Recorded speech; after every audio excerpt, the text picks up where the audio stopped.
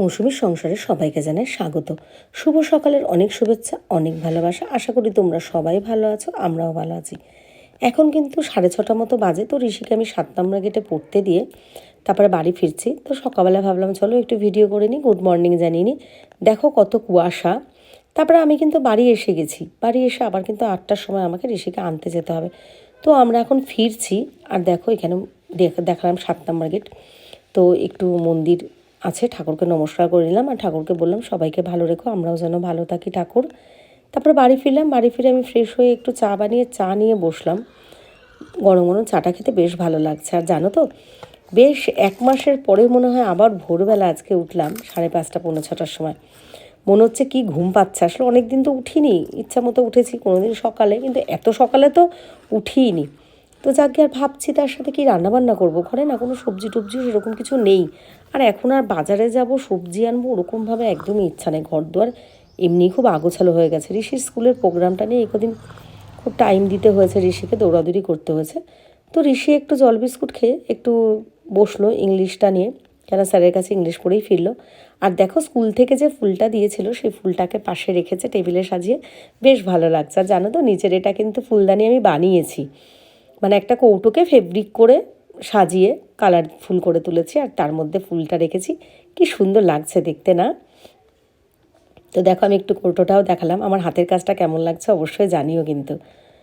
ভিডিওটা ভালো লাগলে একটু লাইক কমেন্ট শেয়ার করে দিও।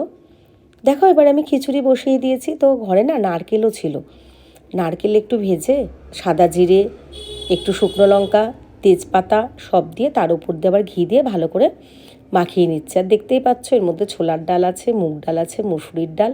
সবজি টবজি তো কিছু নেই, তো ওই জন্য দিতেই পারিনি। আলু ছিল ঘরে, আলুটাই কেটে দিয়েছি। দারুণ সুন্দর একটা গন্ধ বেরোচ্ছে কিন্তু। আর খিচুড়ি ঋষি আর আমি দুজনেই ভালো খাই, সে যেরকমই হোক না। আর এরকম সবজি টবজি দিনই খুব সাধারণভাবে রান্না করেছি বলে ভেবো না কিন্তু যে খেতে খারাপ লাগছে। সত্যিই বলছি, খেতে কিন্তু ভীষণ ভালো হয়েছে। তো ভালো করে একটু মাখিয়ে নিচ্ছি, যে ভাজাটা দিলাম তার জন্য। তাতে কি পুরো জায়গাটায় যদি না মেশে তখন এক জায়গাটা স্বাদটা পাওয়া যাবে না। তাই জন্য বেশ ভালো করে মাখিয়ে চাকিয়ে নিলাম। এদিকে ঋষিকেও বললাম যে ঋষি এবার ওঠো, খাবার জন্য হাত টাতগুলো ধুয়ে এসো। তো ঋষির খাবারের থালা গুছিয়ে নিয়েছি। আর ঋষি তো জানো ডিম খায় এমনি, পেঁয়াজ টেয়াজ দিয়ে খায় না। ধোয়া বেরোচ্ছে দেখো কি ভালো লাগছে। ঋষিকে খেতে দিয়ে দিলাম। এবার আমি না পেঁয়াজ টেয়াজ কাটবো, আমার না এরকম ডিম খেতে একদম ভালো লাগে না। মানে আমার পেঁয়াজ দিয়ে খেতেই ভালো লাগে, পেঁয়াজ লঙ্কা গোলমরিচের গুঁড়ো যাই হোক। তো ইচ্ছে করলো না বলে ভাবলাম কি ধুর, আজকে এমনি শুধুই আমি ঋষির মতনই একটা দিন খেয়ে নিই। তো আমি ওই ডিমের অমলেটটা ভেজে নিলাম। তারপরে আমার খাবারের থালাটাও গুছিয়ে নেব। তো এই কদিন তো নাটক, স্কুলের প্রোগ্রাম এই করে কেটেছে। এখন কিন্তু আবার নতুন করে পড়া শুরু। ঋষিকে নিয়ে খুব দুশ্চিন্তাতেই আছি, একদমই পড়াশোনা করতে চায় না। আর একদম অঙ্কটা তো ভীষণ ভয় পায়, জানি না কিভাবে কি উদ্ধার হব। তো আমারও খাবারের থালাটা গুছিয়ে নিচ্ছি। আমিও ওইভাবেই আজকে ঋষির মতনই ডিম ভাজা খাচ্ছি। দেখো একটা জিনিস দেখাচ্ছে, হ্যাঁ এগুলো কিন্তু আমি যাইনি, আমাকে পাঠিয়েছে একজন। তো আমি যেহেতু ভিডিও করি, ব্লগ করি, সেজন্য দেখো কত সুন্দর লাগছে আমাদের এয়ারপোর্ট। প্লেনটা আসছে দিক থেকে, দেখো কত সুন্দর লাগছে। এবার কাছের থেকে একটু দেখতে পারো, একটু অপেক্ষা করো।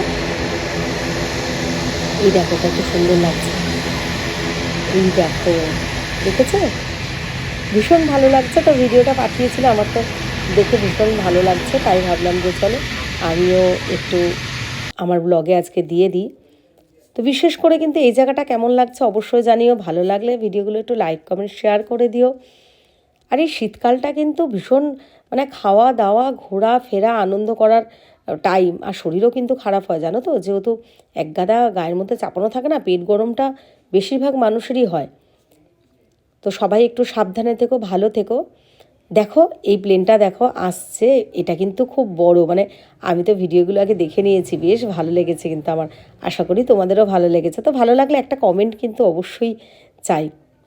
তো দেখো প্লেনটা আসছে, আমাদের এয়ারপোর্ট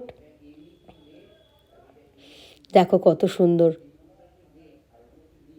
দেখেছো? জানি না কোনো দিনও প্লেনে চড়তে পারবো কি না। হ্যাঁ আজ পর্যন্ত আমি তো কোনো দিন প্লেনে চড়িনি এভাবে, আর এয়ারপোর্টেও ওরমভাবে যাইনি। হ্যাঁ একবার গেছিলাম এমনি বাইরে থেকে একটু দেখে এসেছি, ঘুরে এসেছি। দেখো প্লেনটা কত কাছের থেকে দেখা যাচ্ছে না, কি ভালো লাগছে। আমার তো দেখেই ভালো লাগছে। তোমরা আশীর্বাদ করো ঋষি যাতে একদিন বড় মানুষ হতে পারে।